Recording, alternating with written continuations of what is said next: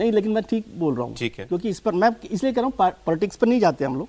तो सरकार को ये नोटिफिकेशन जारी करने की क्यों जरूरत पड़ी, ये होम मिनिस्टर साहब शायद जवाब देंगे ही कि सरकार को क्यों अचानक ये जरूरत पड़ी, अचानक कैसे नींद खुली कि 2023 के बिल को 16 अप्रैल 2026 को जब संसद में, लोकसभा में बिल पर बहस हो रही है, अमेंडमेंट बिल पर, तब इसको लाया गया। तो इसका मतलब सरकार को यह आशंका हो सकती है, मैं ये नहीं कह रहा कि बिल पास होगा कि फेल होगा, गिरेगा कि नहीं गिरेगा, लेकिन सरकार को यह आशंका होगी कि अगर ये बिल गिर गया तो उसके नतीजे पॉलिटिकल रिपरकशंस होंगे। और यदि ये बिल, मान लीजिए हम इसको जानते ही नहीं है कि भाई ये बिल पास होगा कि नहीं होगा, सरकार ने नोटिफिकेशन जारी किया, इसका मतलब क्या सरकार ये कह रही है कि हम इसे आफ्टर सेंसस, आफ्टर डिलिमिटेशन 2034 में लागू करेंगे।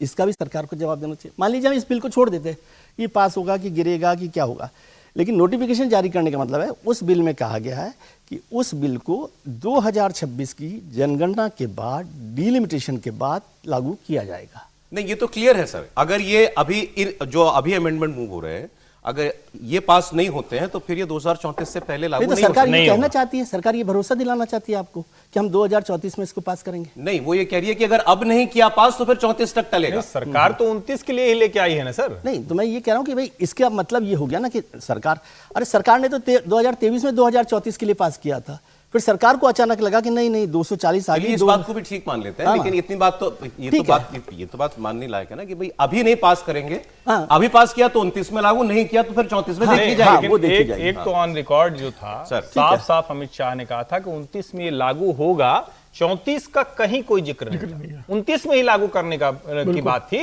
और उसी 23 वाले बिल को ही लागू करने की बात। किससे बात, क्या समझ, मेरे को समझ नहीं आ रहा। वाला लागू होना ही था तो फिर ये करने की जरूरत कहने से थोड़ी होता काम, पार्लियामेंट में जो होता है। अच्छा, दूसरी बात हो रहा है उस पे करेंगे ना। आप नाराज आज ज्यादा है। नहीं, नाराज नहीं, ये बात नाराज ज्यादा है, हर बात बोली तो सर बाकी दो लोग इस बात पर बात कर लेते।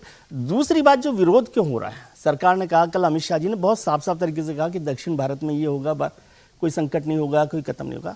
क्या उस बिल को आपने पढ़ा है? उस बिल में कॉन्स्टिट्यूशनल कमिटमेंट सरकार ने नहीं किया। विरोध इस बात का है।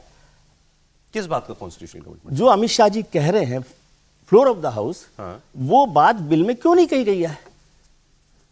बिल में कहना चाहिए ना कि भाई हम ये 50%, 50% प्रोपोर्शनल इंक्रीज जो भी कर रहे हो, मुझे नहीं पता 50% कर रहे हैं 2000 का। अब अगर इतना ही संकट हो गया सर पहचान का कि होम मिनिस्टर की कई बात, लॉ मिनिस्टर की कई बात हाउस में, उस पर भी आपको पता नहीं इसका मतलब, पार्लियामेंट्री प्रोसेस ऐसे नहीं चलते हैं। बिल में जो लिखा गया है वो कॉन्स्टिट्यूशनल कमिटमेंट। दो बातें आपने उठाई सर।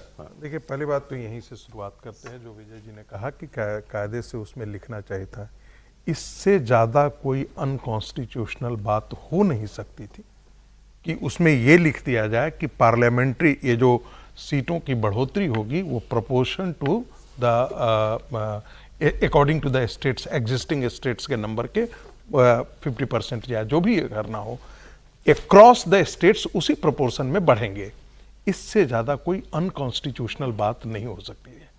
तो और इसलिए प्लीज, अब हमने आपको रोका नहीं था, अब मेरी बात सुन लीजिए। इसलिए ऐसा अनकॉन्स्टिट्यूशनल होगा और महाबाहियात होगा, क्योंकि आप जो बेसिक प्रिंसिपल है आर्टिकल 81 का, आप उसी का वायलेशन कर रहे हैं, जिसमें यह कहा है कि रफली एक कॉन्स्टिट्यूएंसी दूसरी कॉन्स्टिट्यूएंसी अक्रॉस द स्टेट रफली उसका पॉपुलेशन सेम साइज होना चाहिए। यह आर्टिकल आपका कॉन्स्टिट्यूशनल प्रोविजन है। आप उस कॉन्स्टिट्यूशनल प्रोविजन के इतर जाकर के कह रहे हैं कि होम मिनिस्टर ऐसे आकर के बोले, कैसे कर सकता है होम मिनिस्टर आकर के? दूसरी बात, नहीं बोला तो यही है, लिखा नहीं है। बोला, सुन ही नहीं रहे बात, बोला भाई हमने सुन लिया आपकी बात, आप सुन रहे, दूसरों की आप आज नहीं सुनने के मूड में हैं। इसलिए मैं कह रहा हूं कि होम मिनिस्टर साहब ने यही कहा है। होम मिनिस्टर का फ्लोर पर कहना एक प्रकार का कमिटमेंट है, और राइटिंग में देने का मतलब है सुप्रीम कोर्ट में लेकर के जाएंगे तो वो स्ट्राइक डाउन हो जाएगा। इस प्रिंसिपल को लागू कर ही नहीं सकता है कोई ऐसे कर करके, राइटिंग में आ ही नहीं सकती है बात। इस बात को क्यों नहीं आप समझ रहे हैं? सुप्रीम फ्लोर पर कह देना और बात है, और उसको उसी रूप में कॉन्स्टिट्यूशन बिल में लाना कितना बड़ा, ये तो मजाक हो जाएगा सारा। आप आर्टिकल 81 के ये सुप्रीम कोर्ट में कोई भी अदना सा आदमी लेकर के जाएगा, उसको स्ट्राइक डाउन कर देगा। थोड़ा सा मैं नहीं समझ पा रहा, बिना लिखे हो कैसे जाएगा सर? कहीं तो लिखा जाएगा कि भाई 1.5 गुना पड़ेगा। सुन लीजिए मेरी बात, सुन लीजिए मेरी बात। मैं ये कह रहा हूं कि ये डिलिमिटेशन कमीशन करेगी, ठीक है, उसके उसी प्रिंसिपल को फॉलो करते हुए डिलिमिटेशन कमीशन ये काम करेगी, ताकि ये पॉलिटिकल मैनेजमेंट भी हो जाए और कॉन्स्टिट्यूशनल वायलेशन भी नहीं, कॉन्स्टिट्यूशन का वायलेशन नहीं हो, इसके दो विनय के बीच में। दूसरी बात आपने कहा आज क्यों नोटिफाई होगा, उससे यदि नोटिफाई नहीं होता और यह बिल गिर जाता, अरे भाई आप मान रहे हैं कि वो बिल नोटिफिकेशन की ही बात है, एक टेक्निकल प्रोसीड्योर था जिसे भारत सरकार ने नहीं पूरा किया था, उसको उसने सिर्फ पूरा किया है। यदि ये कॉन्स्टिट्यूशनल अमेंडमेंट गिर भी जाता है, तब भी जो पुराना बिल जो पास किया हुआ है जिसे प्रेसिडेंट ने साइन कर दिया है, उस पर कोई असर नहीं पड़ता। ठीक है।